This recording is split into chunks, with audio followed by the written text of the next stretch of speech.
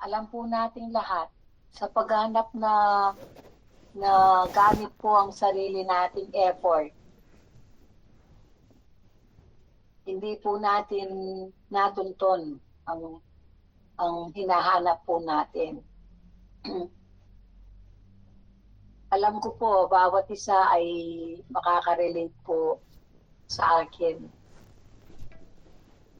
Gaya ko po sa aking naranasan. Galing po ako sa malaking sekta hanggang sa ako po ay napadpad sa mga grupong nagbabasa ng Biblia. So yung pong transformation na ang nakasanayan ay hindi nagbabasa ng Biblia.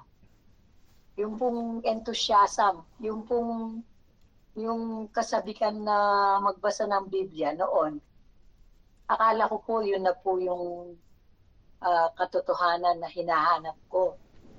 Hanggang nakita ko rin po sa mga grupong nasa lihan ko na nagbabasa ng Biblia, hindi ko pa rin po nahanap yung hinahanap ko, na hindi ko po matukoy kung ano po yun. Bagamat na nakisabay na po akong nagbabasa ng Biblia. So yung po palang hinahanap ko, yung pong spiritual na mensahe sa kanyang mga salita. Sa atin pong pag-aaral sa garahe, ito pong topic na ito, nung nalaman po natin, sumasalamin po sa mga pagpapagal po nating lahat sa paghanap, pagtukoy sa tamang katotohanan na hinahanap natin sa kanyang mga salita. Para po bang nung nasumpungan na po natin ang katotohanan at nagpakilala na po sa atin ang ating Panginoon, yung pong ating mga efforts na sa ating sarili po nang galing yun, ay nakita po natin na parang isinuko na po natin ang lahat para lang po masumpungan ang katotohanan sa kanyang mga salita. Hindi ko po alam kung tama po ang nakuha ko, no? Nung pinag-aaralan po natin ito, para po bang ang pagkilala po natin sa kanya, nung nasa-render na po natin ang ating lahat-lahat, at humingi po tayo ng awa.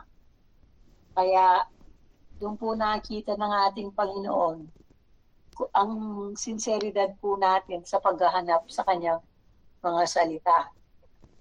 At tunay nga po, nung nakita ng ating Panginoon ang estado po natin yun, ay nagpakilala po siya sa ating lahat. At tinamasa po natin ang pagpasok natin sa unang langit. Sabi nga po natin, bagamat tayo ay may dalawang buhay, ang physical at saka spiritual, dahil po ginagabayan po tayo ng ating Panginoon sa spiritual, na siyang prioridad po natin sa ating mga buhay. Nagiging madali o nagiging maayos po ang pagsabuhay po natin sa physical na buhay.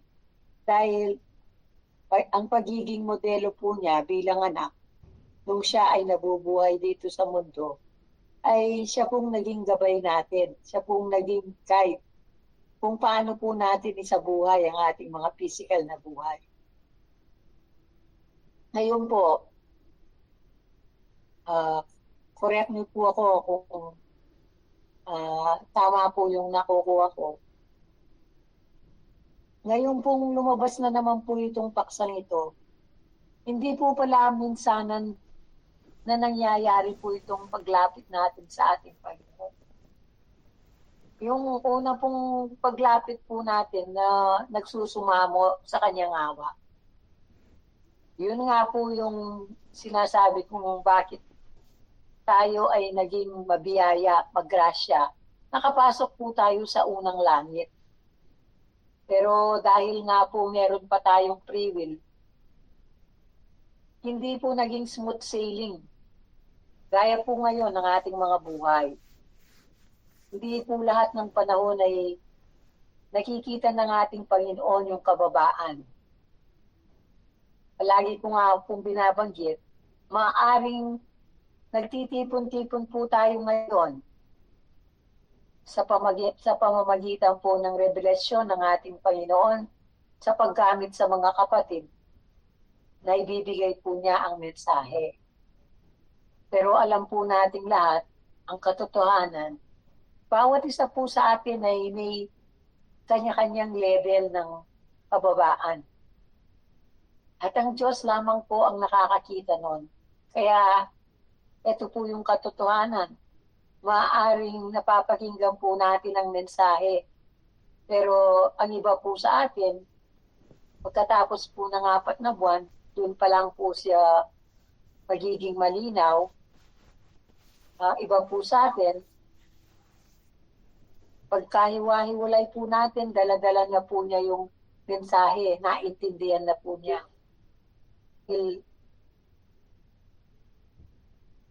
Ang Diyos lang po ang nakakapagbigay ng tunay na mensahe at siya lang din po ang nakakakita ng level ng kababaan na meron po tayo. Kaya, gaya po ng parabola, sabi niya, may binigyan na isa, may binigyan na 2. Ibig po sabihin, hindi po pare-pareho, hindi po pantay-pantay dahil bawat individual, meron po tayong kanya-kanyang level. Kaya po yung free will, kung aalisin pa po ng ating Panginoon yun, hindi na po tayo matutokso kung wala na po tayong free will dahil basically, yung mga tao, gusto pong lahat ay maligtas. Pero, gaya po ng naranasan natin, sa paghahanap po natin sa katotohanan, hindi po naging madali. Hindi po ganun kaiksi ang panahon, ang ginugol, bago po natin nasumpungan ang katotohanan sa kanyang mga salita. Ngayon po, ang nakikita ko dito, ang paganyaya po sa atin ng ating Panginoon, ang advantage po natin bilang mga anak niya, ay nakakakilala na po tayo sa Kanya. Pero sa mga panahon na nangunguna po ang ating kaisipan at damdamin, tayo po ay napapatid ang relasyon sa Kanya. Kaya, sabi nga po, labas-masok po tayo sa kawan ng ating Panginoon. Kung tayo ay ire-review, i-correct, i-remind, i-warn, kung tatanggapin po natin yon, masayang-masaya po ang ating Panginoon. Pero ang katotohanan po, meron pong possibility, maaaring hindi po natin tanggapin yon. Gaya po ng nangyari kay Judas at saka kay Haring Saul. Ibig po sabihin, kahit sa naiintindihan natin pagmamahal ng ating Panginoon, hindi niya pwedeng kontrolin ang desisyon ng isang tao. Ang tao pa rin ang magdidesisyon. Kaya ang hamon po niya sa atin dahil alam niya, hindi naman po madali ang pagbuhay po natin sa dalawang buhay nating physical at spiritual, ay tayo ay makapag-overcome. Kaya itong mga kwento ng mga tunay na alagad na hindi nakapag-overcome, ay siyang patunay na hindi inalis ng ating Panginoon ang free will. Gaya nga po ni Judas. Kaya, ito po palang versikulong ito, sa mga pagkakataon, tayo po ay nagmamataas sa Kanya. Yung pinangungunahan po natin siya sa paggamit ng ating sariling isip at saka damdamin. Napuputol po yung ating relasyon sa ating Panginoon. Kaya, Yung praying without ceasing, napuputol din po yun. At dahil nga po sa pagmamahal ng ating Panginoon, patuloy niya po tayong i-convict. Gaya po ng ginawa niya kina Haring Saul at saka Judas. Pero dahil nga po dun sa individual free will, at yun po ang kanilang choices, hindi na po kontrolado ng ating Panginoon. Pero alam po natin, ang pag-ibig at pagmamahal ng ating Panginoon ay napakapuro. Kung pwede nga lang po, sabi nga po paiksiin ang panahon para tayong nakakilala na ay maligtas dahil malaki pa po yung probability na hindi po tayo makapag-overcome. Kaya sabi po niya, for the elect's sake, sabi niya, the day shall be shortened. Yun po yung for the individual. Sa bawat isa po sa atin. Mga pagkakataon na sa foreknowledge ng ating Panginoon na kung pwede po ay kitilin ang araw ng kanyang mga anak para po sila ay masigurado na sila ay babalik sa kanya. So kaya po pala niya palaging sinasabi ito, bagamat tayo po ay nakakilala dahil alam naman po natin ang salita ng Diyos ay para sa kanyang mga anak. Hindi lamang po isang beses na nangyari ito na tayo ay lumapit. Kung tayo ay napagod na gamit ang ating sariling effort. Patuloy pala po tayong iniimbita ng ating Panginoon na lumapit sa Kanya. Gayon mang alam niyang tayo'y Kanyang mga anak. Dahil alam niya, sa paggamit ng ating free will, ay malaki ang pagkakataon na tayo ay matutukso, bibitiw sa katotohanan. So ang pag-imbita pala po niya sa paglapit sa Kanya ay walang katapusan. Bagamat tayo po ay nakakilala na, patuloy pa po niya tayong iniimbita para lumapit sa Kanya. Or else, kung po tayo ay magmamalaki, magmamataas sa Kanyang harapan, makakalimutan po natin yung ating estado noong tayo ay naghahanap na tunay na katotohanan sa Kanyang mga salita. Ito po pala ay isang unlimited invitation. Pareho po sa mga hindi nakakilala at syempre po sa mga nakakilala. Dahil po sa estado po natin, wala pong guarantee na dahil nakilala po natin siya ay patuloy na po yung ating pag-overcome. Hindi po. Dahil meron pa po tayong free will. Yun lang po. Ayun. Pwede na po kayong magbahagi. Magandang umaga po mga kapatid. Ito pong paksa natin parang review na rin po yata. Dahil ang ating Panginoon Jesus bilang modelo, ipinapakita po niya kung gaano tayo dapat magpasalamat sa Ama dito sa 23. Dahil sa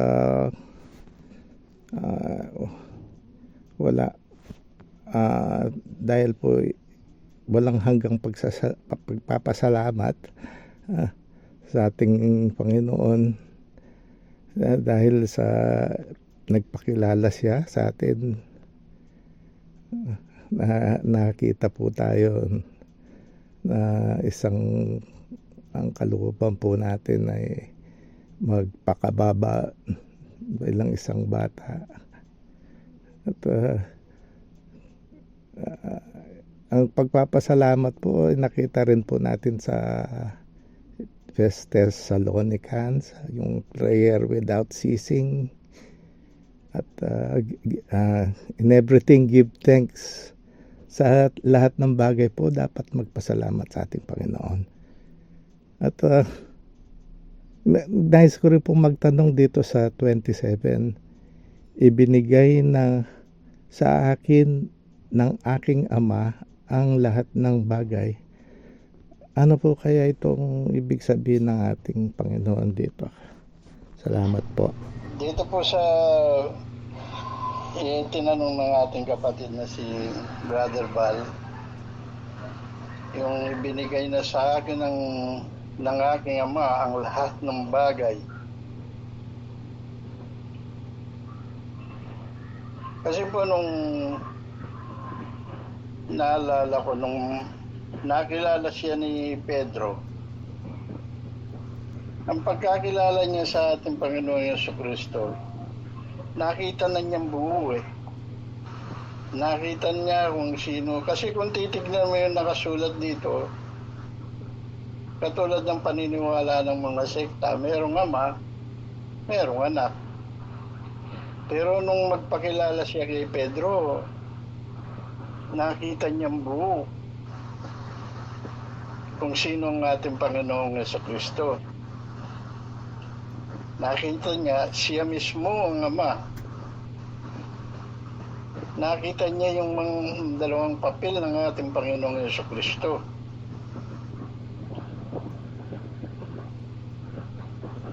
Katulad din ng nagpakilala siya sa atin. Kasi nung hindi pa natin kakilala, talagang hindi natin alam yung mga puro literal, physical lang alam natin.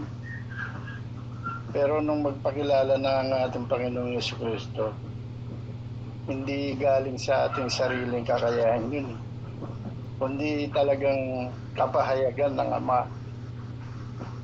Katulad nung sinasabi niya rito sa at ang mga pinili ng anak na pagpapahayagan niya. Ano pa ang kailangan niyang ipahayag? Yun siguro ang katumbas ng binigay na sa akin ng aking ama. Yung makita mo siya ng buo. Makita mo kung sino talaga siya.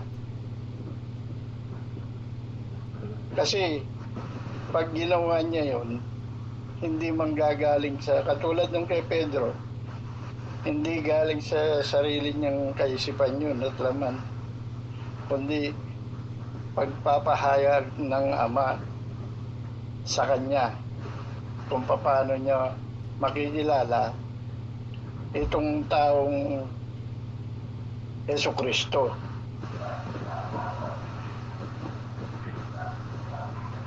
Yun lamang po mga kapatid. Hindi pa po ibigay ng ating Panginoon ng kasagutan sa taranto po. Maraming salamat po. Salamat. Salamat po. Salamat po.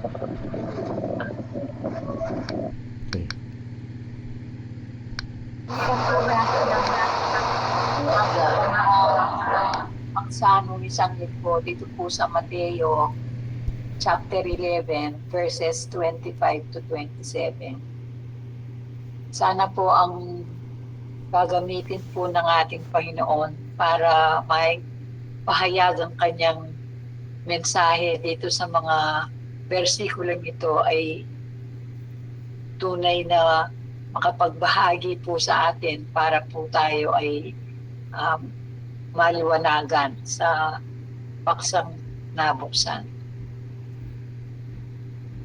Buhay po natin, bago po natin tunay na nakilala ang ating Panginoon, tayo pong lahat ay nagsusumikap na matunton ang katotohanan sa kanyang mga salita.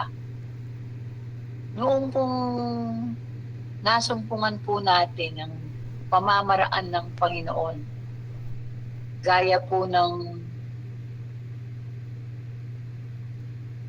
pag-sharing ng ibang mga kapatid na nung una, hindi po natin na sisigurado na ito na nga po yung hinahanap nating katotohanan. Ano po?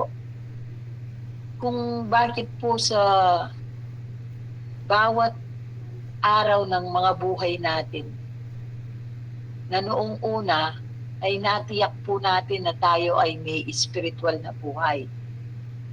Kaya gaya po ng panay kong sinasabi, alam ko po mabuti ako dahil sa mga sakripisyong ginawa ko ayon sa katuruan ng tao, na ayon po sa mga mangangaral, ito po yung tamang paraan kung paano makamtan ang buhay espiritual sa ating Panginoon. Kaya kung titingnan po natin yung mga sirkumstansya kung bakit kahit noong hindi pa po tayo nakakilala sa Kanya, ay nandoon na po ang kamay ng ating Panginoon. Sa hindi po natin alam, ano po, gaya ko po, kung babalikan ko po yung kwento ng buhay ko, ako po ay pinanganak na 8 buwan lang po. Kung bakit meron pong nakasabay na nanganak ang nanay ko, hindi na po siya tumanda. Mga grade 1, grade 2. Namatay na po siya. Ano po. Yun po yung isa sa mga basihan kung bakit ko po masasabing nandyan po ang kamay ng Diyos. Ang tanong ko po noon bakit hindi po ako yun namatay kesa yung kakilala ko po na hindi man po siya tumanda na dahil yung pong edad ng pagkapanganak po namin ay hindi sapatan po. Kung tutuusin po, nung ipinanganak kami, mas malakas po siya sa akin. Alam po ng ating Panginoon ang ating minimithi sa mga buhay natin. Kaya, nung pong nasumpungan po natin itong mga kapatid, na noon ay nauuhaw po tayo dun sa katotohanan sa salita ng ating Panginoon. Na-amaze po tayo, parang kakaiba. Ano po? Ako po, ganun po yung naging feeling ko. Pero isa po yung nakita ko, ayon sa, hindi po sila nagbabahagi ng kanilang personal na opinion. Kung hindi purely sa salita ng Diyos, ano po. Doon ko po nakita, kasi po yung mga pinapangaral po ng mga pare nun sa mga misa, ano po, kung bakit, ang tanong ko po, sa isang sitwasyon, spiritual po yung kanilang pinapangaral. Kung bakit naman po sa ibang sitwasyon, sa karamihang sitwasyon, ay sa literal physical po nila ipinapangaral, ine-explain sa mga tao. Alam po natin na wala po tayong karapatan na i-questionin po sila dahil ayon nga po sa itinuro ng tao, sila lamang po ang may otoridad na mag-explain sa salita ng Diyos dahil gumugol po sila ng panahon para pag-aralan ang salita ng Diyos. Na ayon naman po pala sa tamang paraan ng ating Panginoon, ay hindi po yun ang nararapat. Dahil po pwede po pala tayong magtanong ng diretso sa ating Panginoon. At sa karamihan, hindi po nila naiintindihan o hindi po nila kayang tanggapin na ang isang taong tunay na sumasaliksik sa katotohanan sa salita ng ating Panginoon ay maaaring dumiretso na tanungin ng ating Panginoon. Gaya po ng tinanggap natin noon, siya po ang gumagamit ng mga paraan o sirkumstansya para maipahayag ang tunay na kahulugan ng kanyang mga salita. Sa madaling sabi po, gaya po ng bawat isa po na nandito ngayon, nadidinig po natin itong mga kapatid na nagbabahagi. Yan po. Ako po sa katotohanan, sa mga naririnig ko, lumalaban po yung aking emosyon. Tsaka, siyempre po dahil nakapag-aral naman po tayo, po, kumukontra po yung isip at saka damdamin. Na nung kalaunan, ito din po pala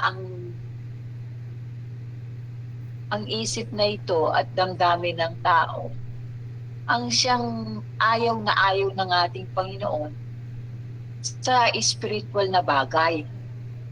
Oo nga po naman, gaya ko po, bilang Katoliko, miyembro ng malaking sekta. Ayon sa mga tinuturo ng mga pari, ng mga mangangaral, yung pong binibigyan nila ng diin, yung gumawa ka ng mabuti sa kapwa.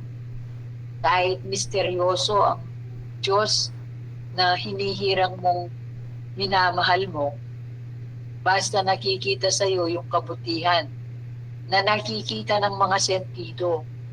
Kaya marami pong tao ngayon, katulad po ng mga mayayaman na may kakayahang tumulong sa mga mahihirap, ang talaga pong naintindihan nila, ang paggawa po nilang mabuti sa mga kapwa nila, gaya po ng pagtulong, ay totoong isang kaparaanan ng kanilang pagiging spiritual o ang kanilang relasyon sa ating Panginoon ay yun na ang nararapat. Na sa atin po naman, ito po ay binigyan ng kalinawan ng ating Panginoon. So yung dividing line po ng spirituality, ang tunay na spirituality, ay yung pag-surrender. Hindi po natin gagamitin ang ating isip at saka damdamin. Kaya gaya po ng nararanasan natin, may mga pagkakataon, nagtatanong po tayo sa ating Panginoon. Siguro po nasa estado po tayong hindi pa po natin maiwaksi yung ating isip at damdamin. Kaya hinihintay po natin kung kailan po ibibigay ng ating Panginoon ang kanyang mensahe sa kanyang mga salita. Dahil tayo pong lahat, tinanggap po natin na ang ating katanungan sa ating Panginoon ay kanyang bibigyan ng kasagutan. Sa kanyang foreknowledge, sa nakikita sa bawat isa po sa atin kung yung kababaan na katanggap-tanggap sa kanyang harapan ay naroon na. Hindi man po tayo nagsasalita dito sa kapulungan nito. Alam po natin na makakamtan po natin yan. Kaya sino po sa atin ang hindi magsasabing magmula nung tayo ipinanganak dito sa mundong ito, pinahayag na po ng ating Panginoon ang kanyang pagmamahal. Hindi lamang po sa atin, sa ating pong lahat na kanyang nilalang. Pero dahil nga po sa free will, hindi po pwedeng alisin po ng ating Panginoon yon. Dahil yung po ay kakulangan ng pagmamahal. Kung hindi po, wala na pong hindi maliligtas dahil lahat po sa pagmamahal ng ating Panginoon ay tinatanggap natin. Alam po nating lahat na gusto niya, lahat po tayong kanyang nilalang ay mailigtas. Pero dahil nga po dun sa free will, na nakita po natin dun sa pag-uusap nung ipinako ang ating Panginoon at napagitna po siya sa dalawang magnanakaw. Na panahon pong yun, tinanggap po natin ang ang dalawa pong magnanakaw na ito ay tunay na masama naman. Nakita po ng mga tao. Kung bakit ang isa po sa kanyang bandang kanan ay nagdesisyon magpakumbaba. Pero bakit naman po yung sa bandang kaliwa, tinuya pa po ang ating Panginoon na isang manifestasyon ni free will ang bawat isa. Pwede namang bilang isang magnanakaw, nandoon na po siya, alam niya, mamamatay na siya, pinarusahan sila. Pero nakita po natin, kahit po magnanakaw, meron po siyang kataasan. Na isang sinabi po natin bilang mga descendants ni Adan at Eva, pagka silang po natin lahat, minana po natin yung kataasan na yon. Kaya nung ipinangako ng ating Panginoon bilang Ama, sa pamamagitan ng kanyang kamatayan,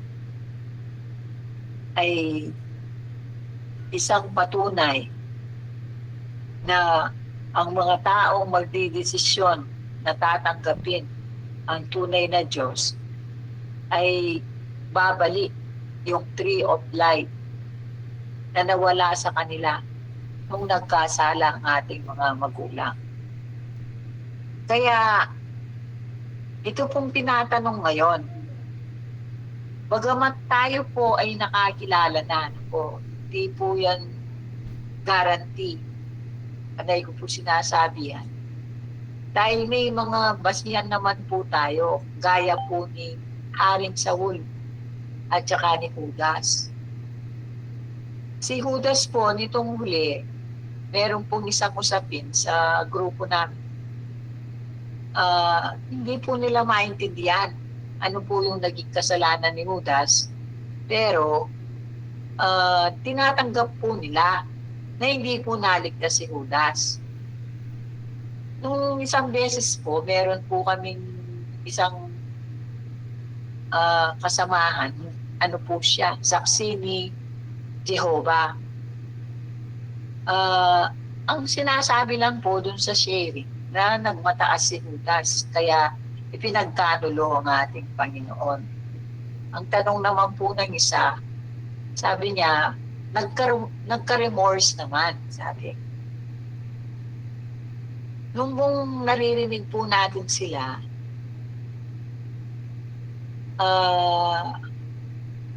naging interesado po ako, nakikinig po ako. At nasambit ko nga po, ang kaibahan po nun,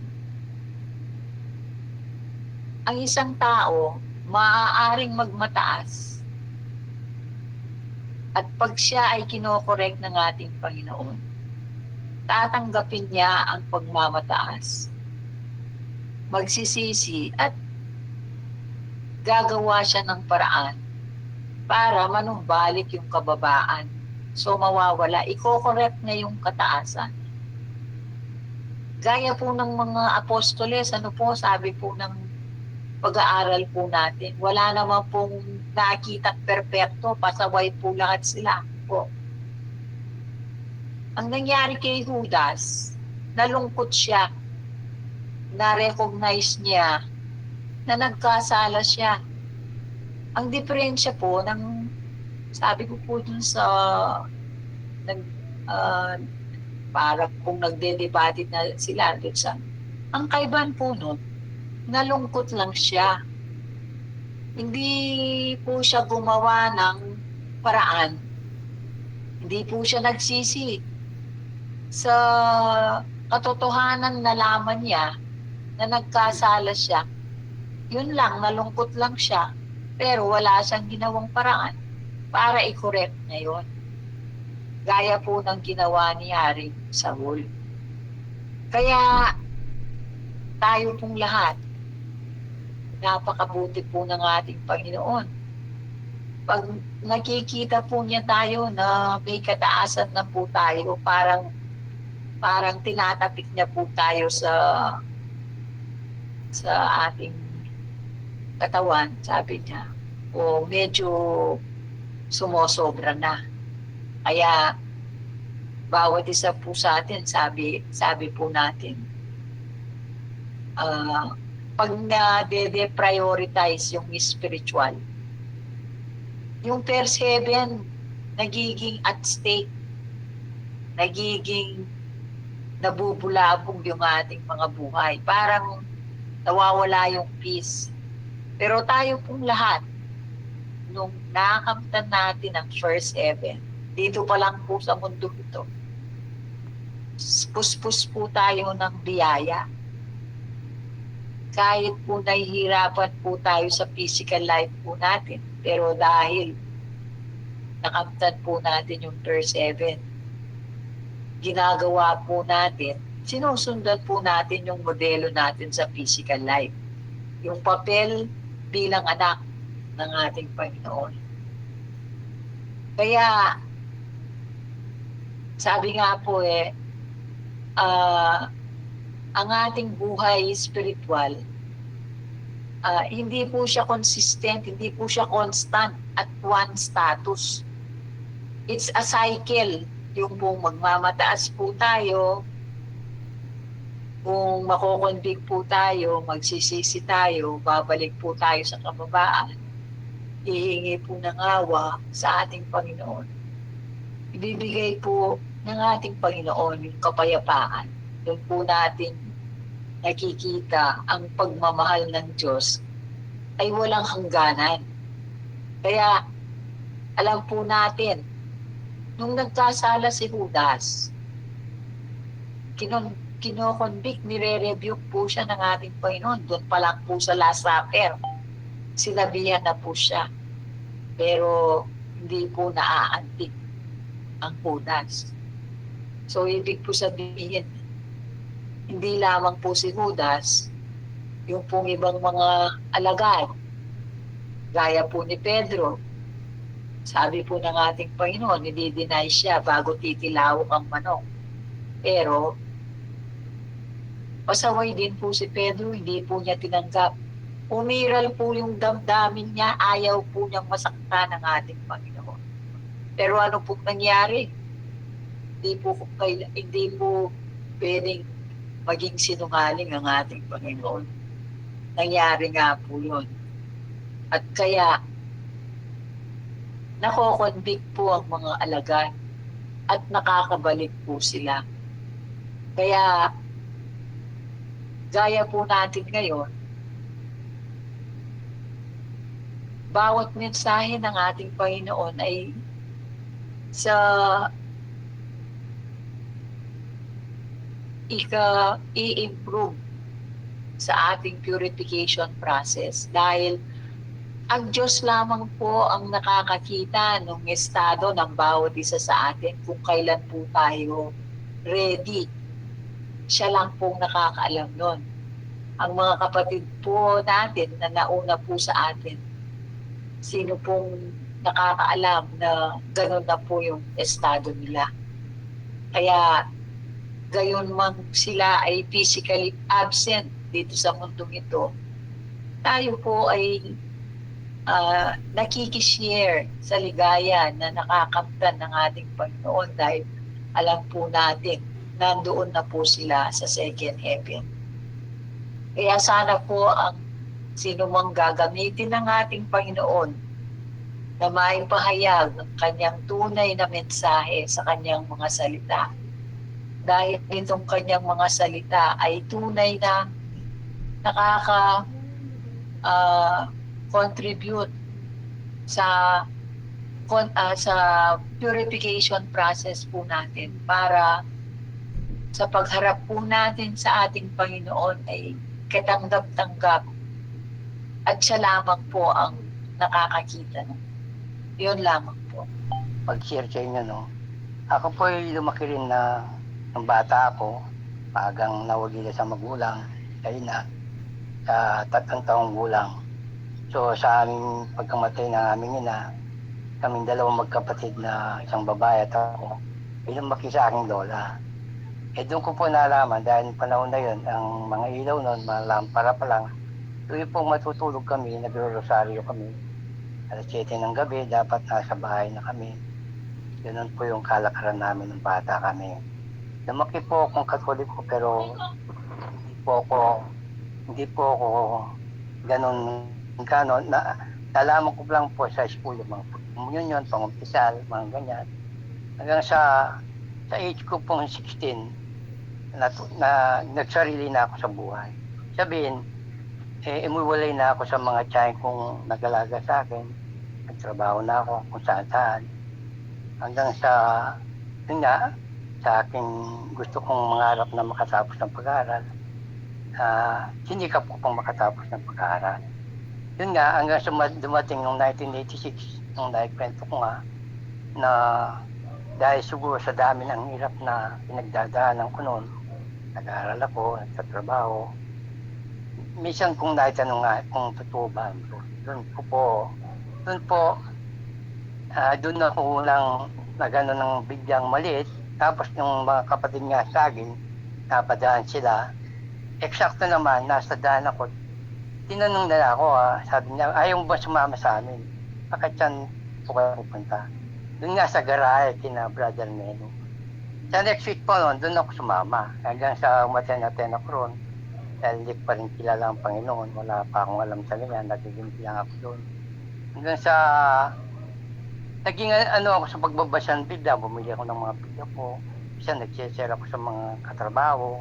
Pero hindi pa pala kilala ang Panginoon noon. Hanggang sa dahil siguro sa busy sa trabaho, yung spiritual life ko hindi nag-grow. Ganun pong nangyari. Kaya nung ang pandemya, dahil medyo naka-attend ako sa noon pong kasing nag-attend ako noon, naka-attend nung panahon na yon. Umattend din pala ako sa iba, sa mga GIL, nakinig po ako sa mga Iglesia ni Cristo, sa mga simbahan nila minsan, sa ibang mga grupo, sa mga El Shaddai, ganun. Naranasan ko rin makinig-kinig kung ano ba yung kanilang tinuturo. Doon, masasaya ang kanilang mga awitin, ganyan. Hanggang sa, yun nga po, nung mga anak ko, nung uli, yun nga, yung hindi ko malasaan, yung huli, kahit na umattend ako sa, dito sa mga ibang ito, yung Christ, Christ. Tapos yun nga po, hindi ko, iba yung narinig ko sa mga kapatid noon, iba yung mga turo nila. Kaya parang hindi ko mapasok yung, parang ang turo kasi literal physical na hanggang sa, yun nga, nung bago pandemya, tinutang ko pa si Brother Meno, sabi ko, yun nga, nung bago mangyari yung ganon. Yun po, hanggang sa ngayon, dahil nga, ko na siya, sinishare ko ngayon yung, minsan kasi nakikinig ako sa mga natin sa radyo, sinishare ko sa mga kapatid po, pero ayaw nilang tanggapin dahil nga, siguro yung buhay nila, sa physical na aspeto, mas nabibiyaan sila, may blessing sila, kaya ayaw nilang yung mga sharing ko, hindi nila pinapansin, hindi nila tinatanggap. Pati yung kaibigan ko nga doktor na kababata ko, na-baptist yun, yun nga, sinisharean ko rin, pero sabi ko nga, kasi ako ang pastor namin, si Jesus, ang pastor namin. Kaya sabi niya sa akin, bakit bumababa si Jesus para turuan kayo, sabi niya. Yun po na medyo hindi ko na po siyempre. Ngayon, dahil nga po sa ngayon, nakikinig ka palagi sa ating radio, mga nasa radio program. Pero kung minsan nga, pagkagabi, nakikinig ako, minsan nakakatulog ko, hindi ko alam habang nakikinig ako. Pero pinipilit kong pakinggan dahil nga, yun nga, yung kailangan mahalin natin ng buong puso ang Diyos sa ating isip. Yun nga. Kaya nakikinig po ako kahit madaling araw. Doon ko napagtanto na siya pala ang Ama, na siya isang katawan. Kaya po pala, dahil kung di ka magpakapaba talaga, hindi mo siya makikilala. Kasi andar ang isip mo ang isip mo na ganun. Dahil siyempre kung nag-aaral ka pa, yung isip mo parang hindi pero yun nga, kailangan mong magpakababa dahil kailangan mong tanggapin kung ano yung sinasabi ng ating Panginoon para maunawaan mo ang kanyang mga salita.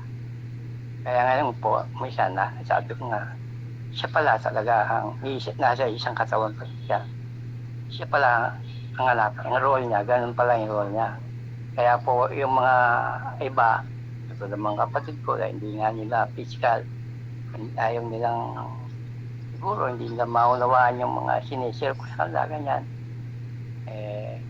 Yun po yung na-experience ko ngayon. Pero nagpapasalamat po ako sa Panginoon dahil siyempre sa edad ko pong ito, hindi pa niya pinuwang literal sa physical kong katawan at nakilala ko pa siya. Siguro kagustuhan niya rin to na ganito na yun nga, yun yung kagustuhan niya lahat ng ito. Kailangan po at magandang bata.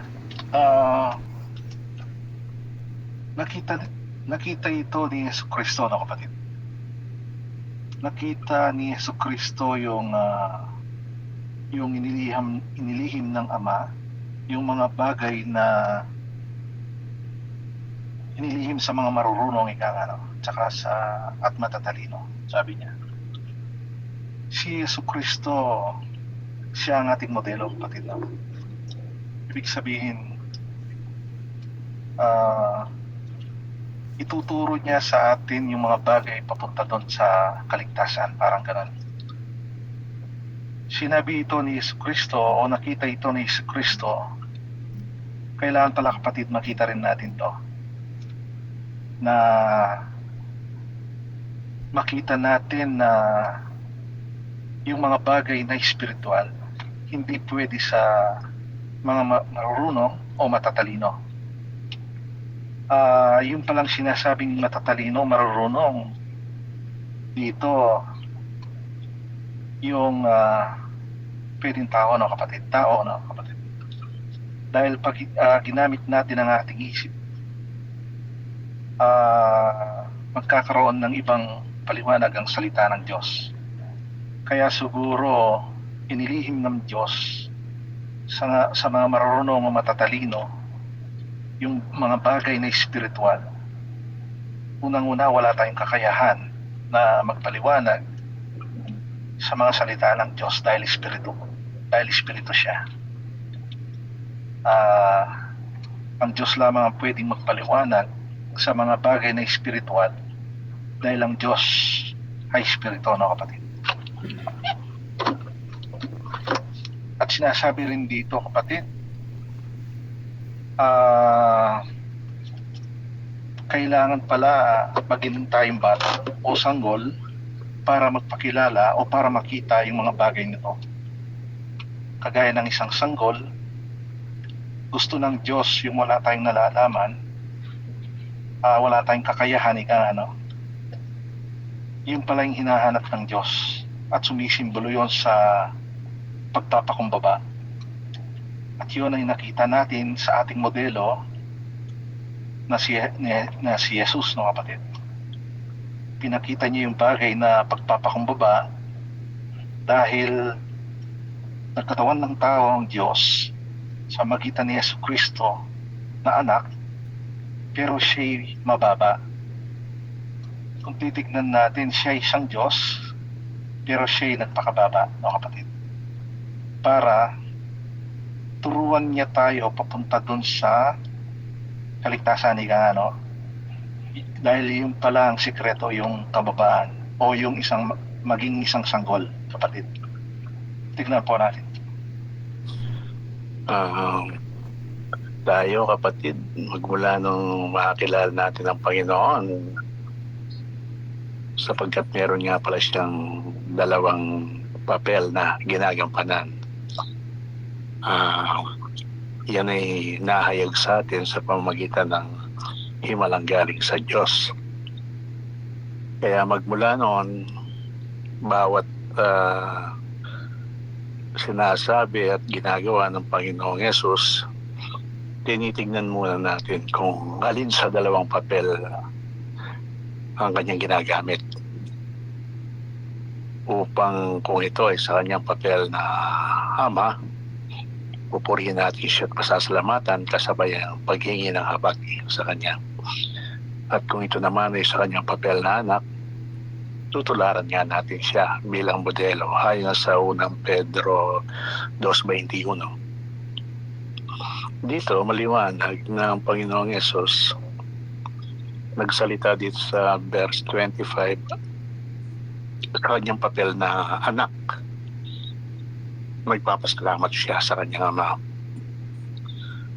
Sa mga tuwid dito ay pwede lang masabi ng mga pinili ng Diyos. Tayo lang ang may karapatang magsalita dito, katulad ng pagsasalita niya. Ngayon kung papansin natin, parang napakadali lang, no? Nagpasalamat lang siya. Sabi niya, salamat Ama. Pinahayag mo sa mga sanggol at itinago mo sa mga marurunong. Tayo naman, kapatid, madali din nating sabihin yan. Pero madalas ang laman ng ating puso,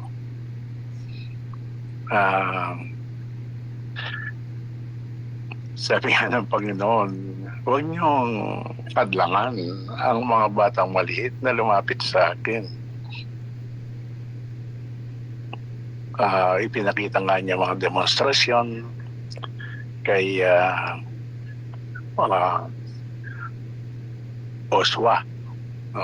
Joshua. Ayaw niya nung makita niyang pinapatawad ng Panginoon ng mga taga-Ninive, ayaw niya. Nagagalit siya sa Panginoon.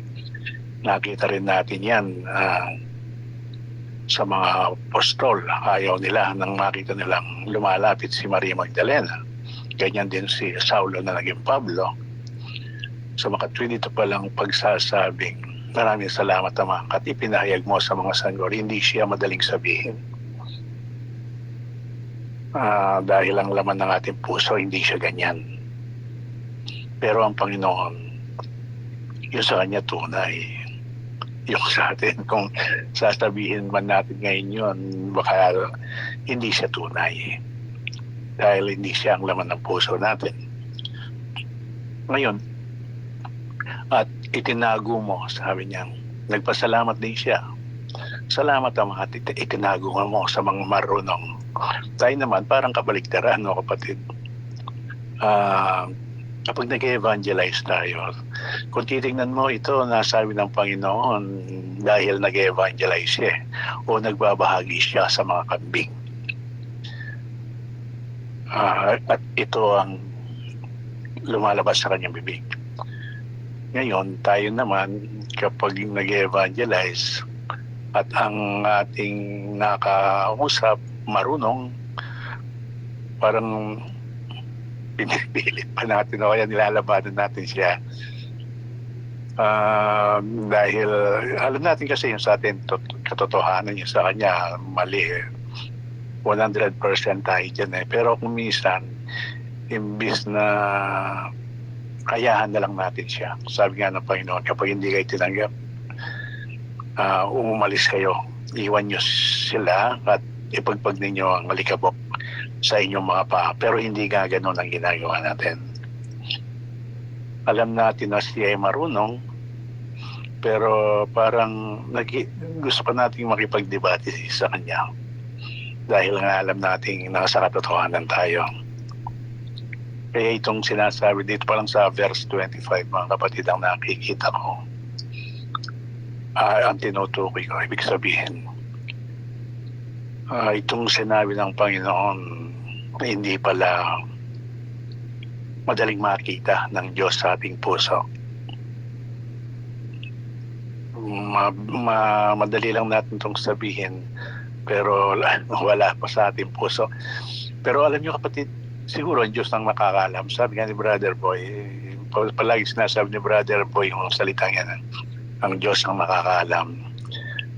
Siguro itong sinabing ito ng Panginoon, yung katumbas nito ng yung ibinabahagi ko tungkol kay Apong Pakito, ito siguro nakita ng Diyos sa kanya. Itong verse 25, nung makausap ko noon si Apong Pakito doon sa mga kapatid na hindi pa ito narinig, parang nung makita ako excited alam mo na pagpintahan mo doon sa kanya, hahanapan ka ng upuan, kahit sino ang nakaupo paalisin ba, basta mabigyan ka lang niya ng upuan at makipagkwento. Tapos nasabi niya, kapatid, sabi niya, nagbabahagi ako. Ibinabahagi ko ang ipinakita ng Diyos sa akin, sabi niya. Ngayon, yung mga binabahaginan ko, inatanggihan, sabi niya, ayaw nila. Kaya nagpasalamat ako sa Diyos, sabi niya. Parang sinabi niya na ang katumbas para sa akin, kapatid, magpapasalamat sa Diyos tulad ng pagpapasalamat dito ng Panginoon Jesus sa kanyang papel na anak sa kanyang ama. Sabi niya, sabi ko, Panginoon, sabi daw niya, napakahirap po nilang tanggapin ang katotohanan, pero ako, sabi niya, kaya mapalad po ako at tinanggap ko yung katotohanan. Parang yan, kapatid, ang siguro nakita ng Diyos sa kanya. Nakatumbas nito kada kapag siya nagbabahagi, yun ang sinasabi niya. Kapag tinanggihan, yun ang sinasabi niya, parang nagpapasalamat siya sa Diyos na yung nakausap niya ay marunong, kaya naitago sa kanya ang katotohanan o nailihim sa kanya ang katotohanan. Pero siya, tinitignan yung sarili niyang mapalad dahil nahayag sa kanya ang katotohanan. Ibig sabihin, hindi man niya sinasabi, pero sa harapan ng Diyos, sapagkat siya ay sanggol. Kaya katumbas ng sinasabi dito ng Panginoon, ipinahayag sa mga sanggol at inilihim sa mga pantas at marurunong. Yun ang nakita ko, kapatid, kay Apong Pakito. Siguro sa atin, baka ulitin ko lang sinabi ni Brother Boy, Diyos ang nakakaalam. Baka hindi pa nakikita sa atin ng Panginoon yung nakita niya kay Apong Pakito na nagbabahagi sa mga kambing, at natumbas nitong verse 25 ang lumalabas sa bibig ni Apong Pakito. Yun lamang, kapatid. Kung titingnan natin dito, siguro gagamitin natin ang ating isip na yung mga matatalino, yung mga sabihin nating sekta, no, kapatid, no, mga grupo na may mga naglilid sa kanila at nagtuturo, no, kapatid. Pero kagaya nga ng nasabi, yung palang salita ng Diyos ay para sa mga pinili. Ibig sabihin, sa atin ito, unang-una, dahil mahal tayo ng Diyos, dahil mahal ng Diyos ang kanyang mga pinili, parang paalala sa atin to, no, kapatid. Dahil yung matatalino pala dito ay nasa atin din. Kaya kung gagamitin natin ang ating isip at damdamin, pwede rin damdamin, no, kapatid, pagdating sa salita ng Diyos, hindi siya pwede. Kaya kung ang salita pala ng Diyos ay para sa mga pinili, yun nga, yung sa atin ito, yung natatalino dito o yung marurunong, nasa atin pala. Tingnan po natin. Diyos, no? Ipahayag sa mga sanggol at ilihim sa mga pantas at mga marurunong. Kaya kung ang huwag nating hadlangan, sabi ng Panginoon, kung sanggol sila, talagang ipapahayag ng Panginoon sa kanila ang katotohanan. Talagang magpapakilala siya sa kanila. Katulad ng mga taga-Ninive, hindi pwedeng sabihin ni Joshua na wag. Katulad ni Maria Magdalena, hindi siya pwedeng awatin ng mga apostol. At katulad din ni Pablo, hindi siya pwedeng i-reject ng mga apostol. Dahil yun ang kagustuhan ng Diyos. Dapat lamang sumunod ang kanyang pinili bilang pagpapakumbaba sa harapan ng Diyos. At dito naman sa 27, may mga kapatid, tignan ninyo. Parang dito, babasahin ko lang. Ibinigay na sa akin ng aking ama ang lahat ng bagay. Walang nakakakilala sa anak kundi ang ama. At walang nakakakilala sa ama kundi ang anak. At ang mga pinili ng anak na pagpapahayagan niya. Kung nung kambing tayo kapatid, hindi natin kilala ang Diyos. Ganyan tayo nagpapatulong kay Yeso Cristo, ang anak ng Diyos. Dahil dito. Pero nung maginto pa naman tayo, nakilala natin ang Diyos na ayag sa atin na wala naman siyang magagawa. Kaya hindi tayo dapat magpatulong sa Kanya. Kundi sundan lang natin siya bilang isang modelo. Dito, kung titignan mo, kung unawain mo, parang meron siyang magagawa. Dahil kung gusto niyang magpahayag, magpapahayag siya. Kung ayaw niya, ayaw niya. Pero dito, ang lumalabas, sinabi niya ito sa kanyang papel na anak. Ibig sabihin, wala siyang magagawa. Paano yung sinasabi niyang kung gusto niyang magpahayag, makakapagpahayag siya? Hindi kaya ang katumbas lang nito kapatid yung sinabi ng Panginoon kay Pedro. Sabi niya, Pedro, ang lahat ng itatali mo sa lupa, may itatali sa langit. At lahat ng kakalagan mo sa lupa, kakalagan sa langit. Na kung uunawain mo, parang si Pedro ang gagawa. Parang meron siyang authority na gawin yung nais niya. Pero alam natin na hindi ganon. Ang Diyos pa rin. Na kung iugnay mo ito, 27, doon sa 25, para bang sabi nga ng Panginoon, ang lahat ng kakalagan mo sa lupa, makakalag sa langit. Na para bang sinabing, Joshua, ang mga taga-Ninibe, nakakalagan yan sa langit. Kaya dapat silang makalagan dito sa lupa. Mga apostol, si Maria Magdalena, nakakalagan yan sa langit. Kaya dapat ninyo siyang kalagan dito sa lupa. Ganyan din si Pablo, nakalagan niya sa langit. Kaya dapat ninyo siyang kalagan sa lupa, huwag niyo siyang i-reject. Ganun nakita ko kapatid dito. Na ang anak, na sinasabi niyang yung gusto niyang pagpahayagan, ay kung ano lang ang gusto ng kanyang ama. Yun ang sinusunod niya.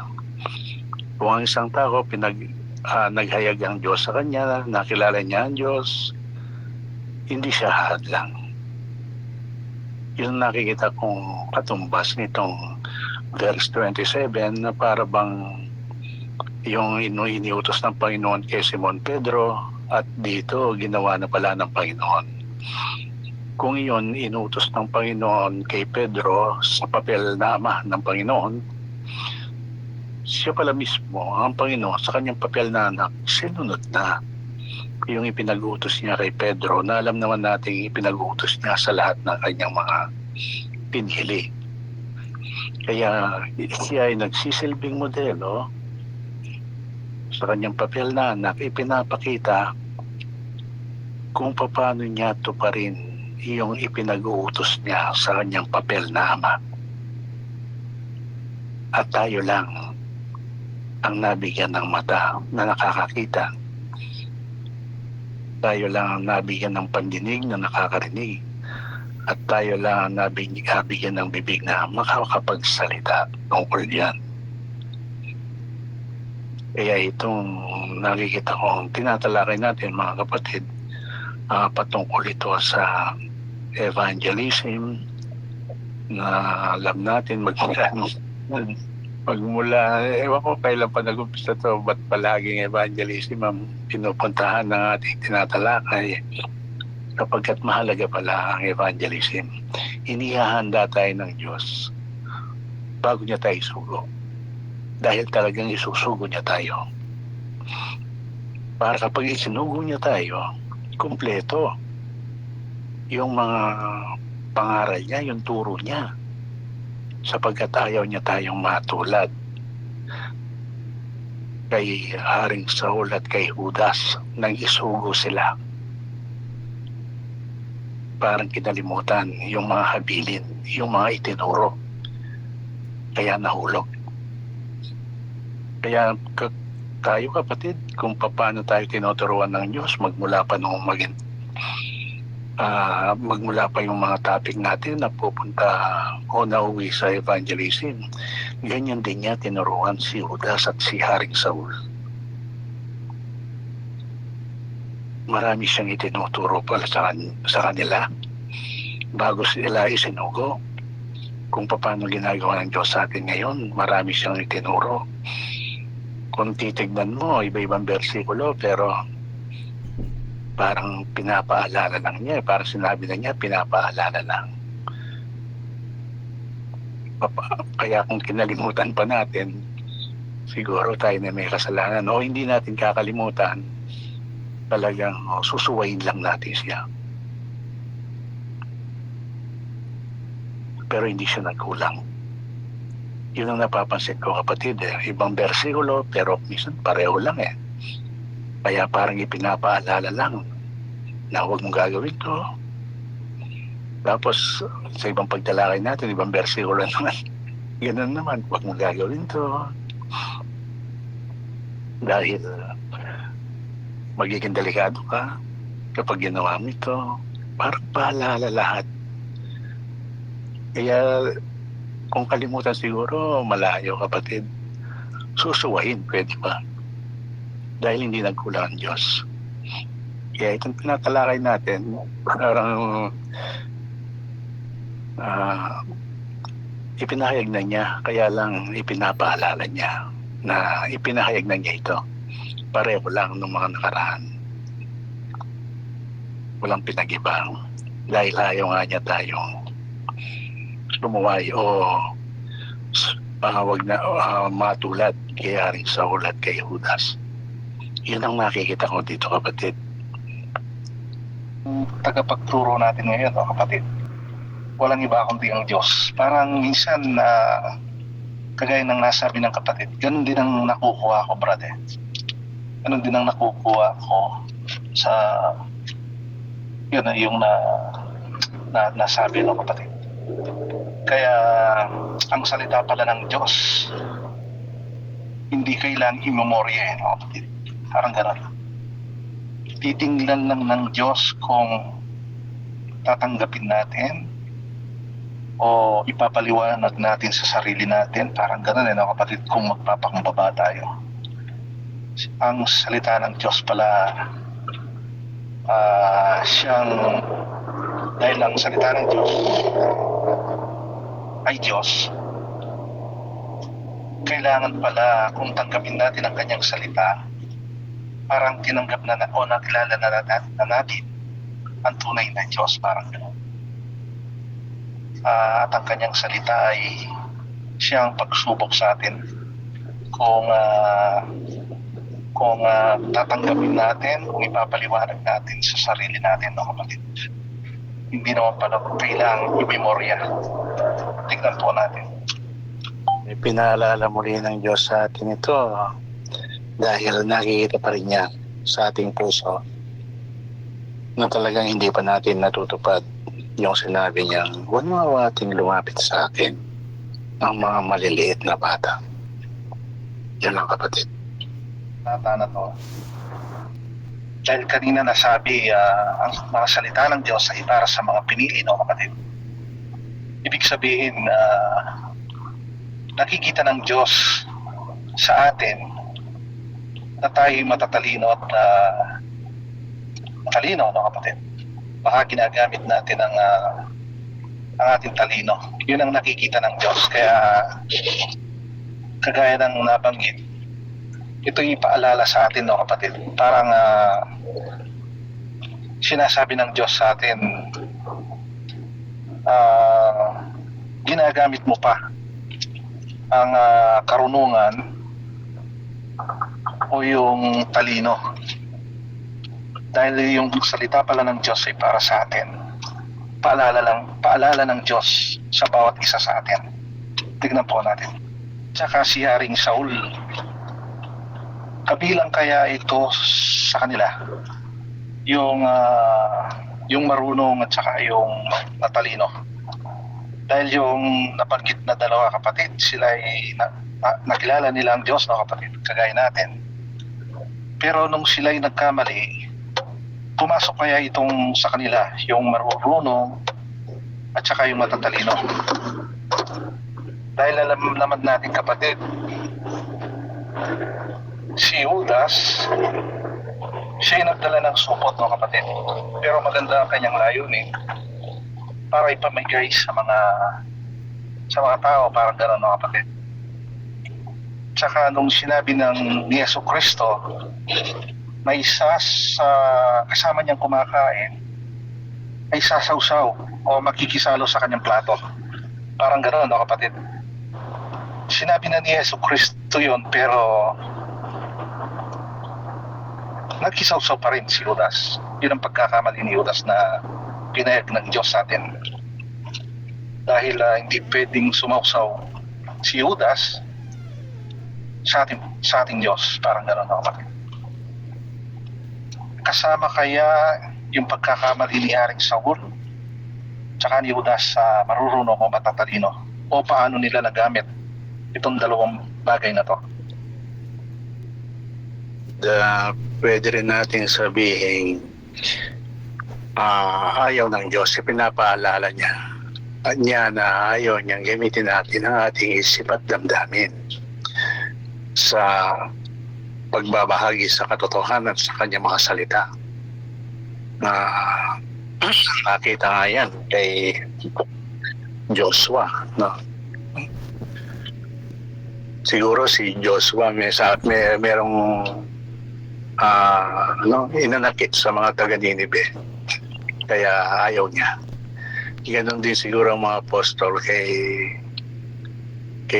Maria Magdalena. Siguro merong nasirang mga pamilya dahil kay Maria Magdalena. Baka mga malalapit na kakilala o kamag-anak ng mga apostol nasira ang pamilya nila kay Maria Magdalena.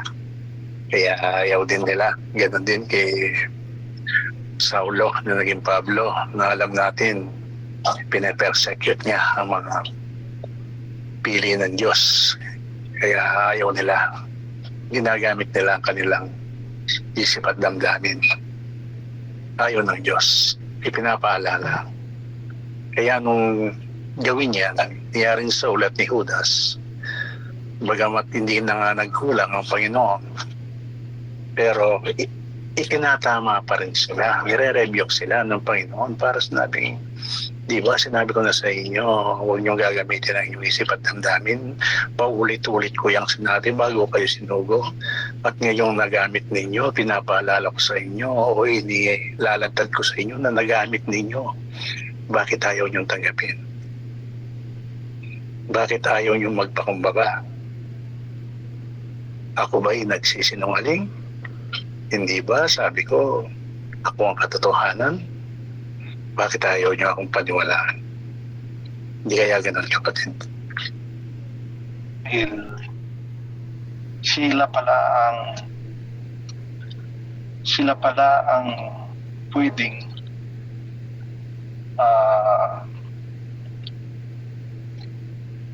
magligaw sa mga bagay sa espiritual.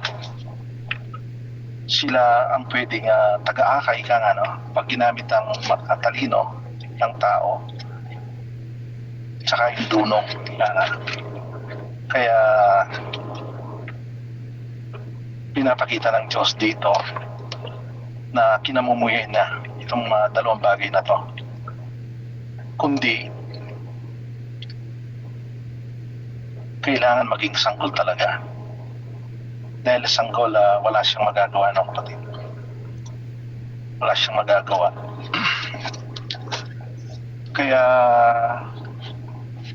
itong pinag-aaralan natin ito, kapatid, yung binibigay ng Diyos sa atin, yan nga yung paalala siya at pinapakita ng Diyos walang sino man walang sino man ang pwedeng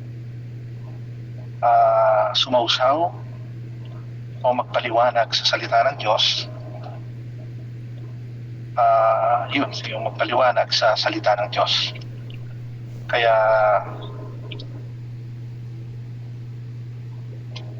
wala tayong magagawa, no, kapatid, kundi ang titignan ng Diyos sa atin yung kababaan talaga, o yung isang sanggol. At ito'y paalala sa atin. Tignan po natin. Buhay tayo, kapatid. Yung nabanggit sa dalawang bagay nito, kasama natin, no, kapatid. Yung dunong at saka yung talino. Nasa atin pala to. Kaya ibig sabihin pwede nating magamit, no, kapatid.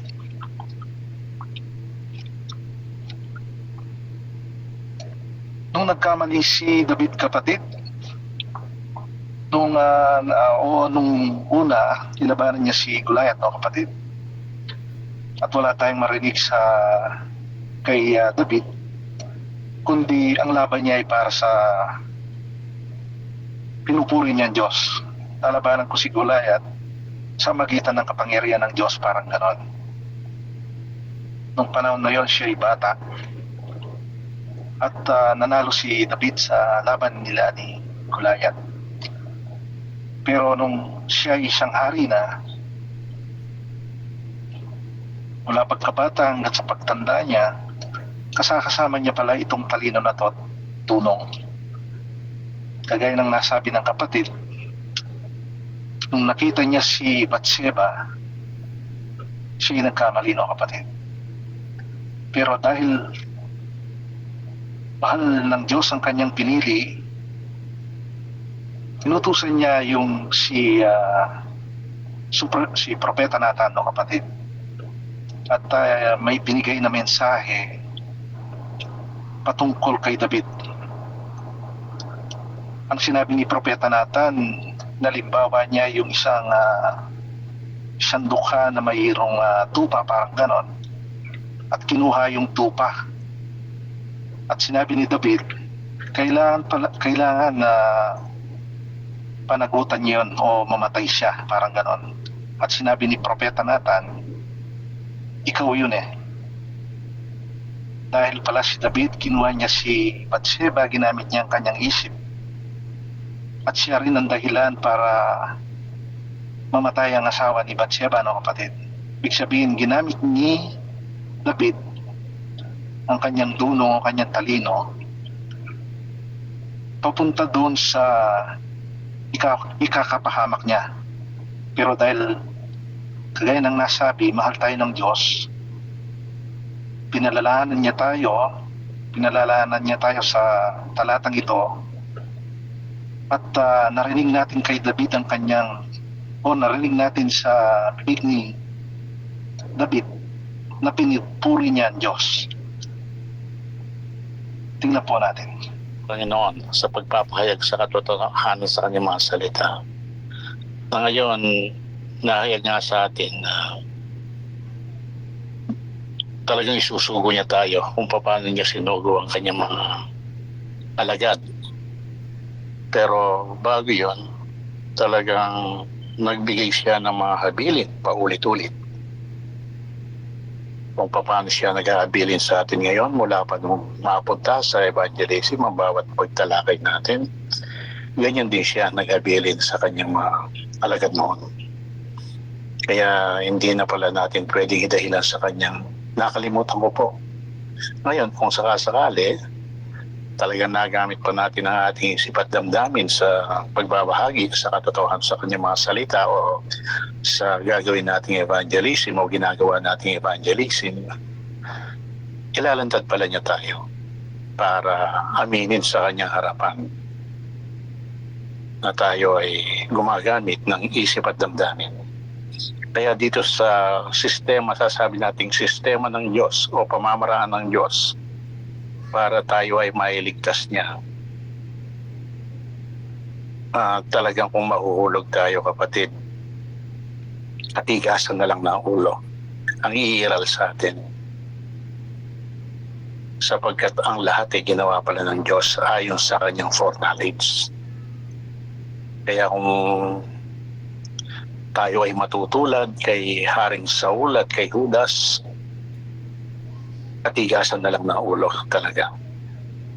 Kaya yung sinasabi nga nating katotohanan, hindi naman talaga tayo 100%. Dahil hindi ko mo nakilala natin ng Diyos 100% na tayo. Pero nasa atin pala, katigasan na lang pala ng ulo talaga ang ikahuhulog natin. Dahil nabasa naman natin kung paano niya ayaw mahulog si Haring Saul at si Judas.